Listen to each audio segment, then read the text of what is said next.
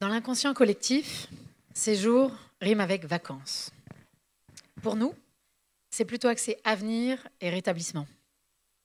Sandra, qui depuis qu'elle fréquente le club a repris des études en ergothérapie, nous a chargé de vous le dire, sans cette bulle d'air, elle aurait craqué. Oui, partir avec le club, c'est différent. C'est des vraies vacances. Ce n'est pas un séjour handicap, et ça, c'est Joseph qui le dit. Si Adrien a quitté sa chambre qui était son seul horizon depuis 2 ans et qu'il a finalement pu l'admirer en Normandie, c'est grâce au Clubhouse.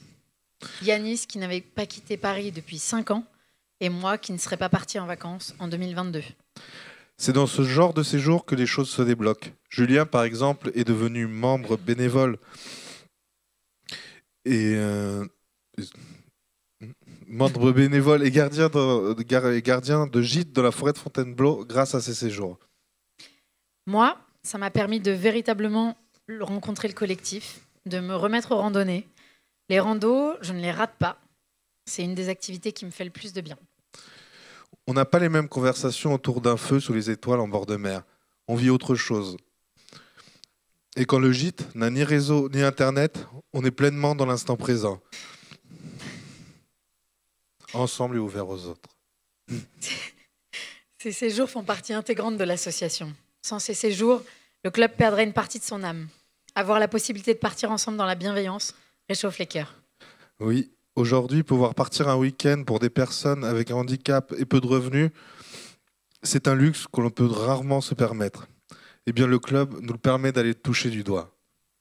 C'est un point d'appui pour un nouveau départ, une reconquête de l'autonomie, car la spécificité de ces séjours, c'est qu'ils sont organisés et construits en cogestion.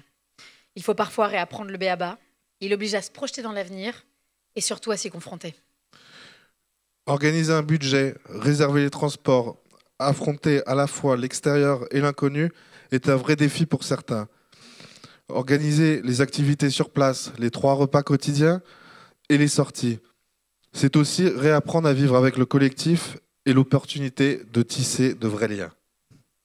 À titre personnel, les séjours m'ont permis de sortir de ma routine parisienne, de respirer l'air des forêts, de la montagne et des plages, car le club fait en sorte que les séjours soient variés, qu'il y en ait pour tous les goûts et le plus souvent possible. Forcément, sortir des murs, ça a un coût. Pour permettre de partir à environ une douzaine de membres 7 fois dans l'année, nous avons besoin de votre soutien. Merci.